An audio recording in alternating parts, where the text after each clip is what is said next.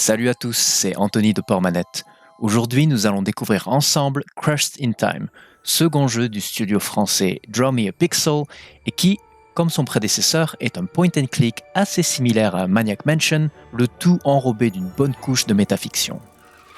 Dans ce spin-off de leur premier jeu intitulé There Is No Game, on retrouve encore une fois Sherlock Holmes et son fidèle assistant Dr. Watson qui partent dans une aventure à travers le temps et la réalité.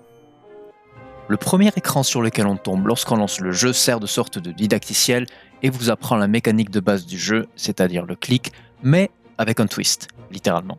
En maintenant votre clic, vous pouvez attraper et étirer la fabrique même de l'espace-temps et interagir avec l'environnement d'une multitude de manières différentes. A priori, ça semble assez basique, mais il s'agit en réalité d'un des points forts du titre grâce à l'introduction dans chaque chapitre de nouveaux gimmicks qui permettent de garder le gameplay frais et intéressant tout au long du jeu.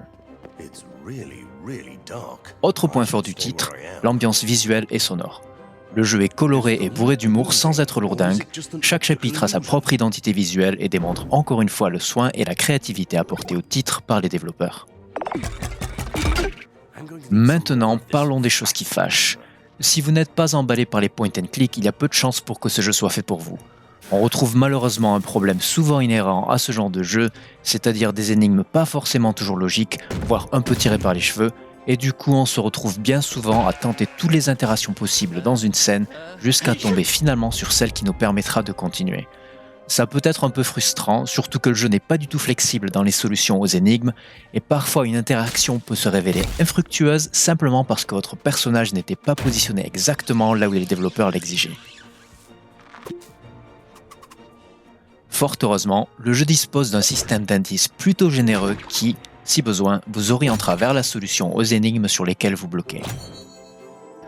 Avec une durée de vie d'environ 6 heures, Crushed in Time sera d'abord disponible sur PC, puis par la suite sur iOS, Android et Nintendo Switch. Au final, Crushed in Time reste un jeu bourré de créativité qui devrait ravir les fans du genre, mais pourrait potentiellement rebuter les moins patients d'entre nous. Voilà, c'est tout pour cette petite escale. Merci d'avoir passé ces quelques minutes avec nous et je vous dis à bientôt sur Portmanette.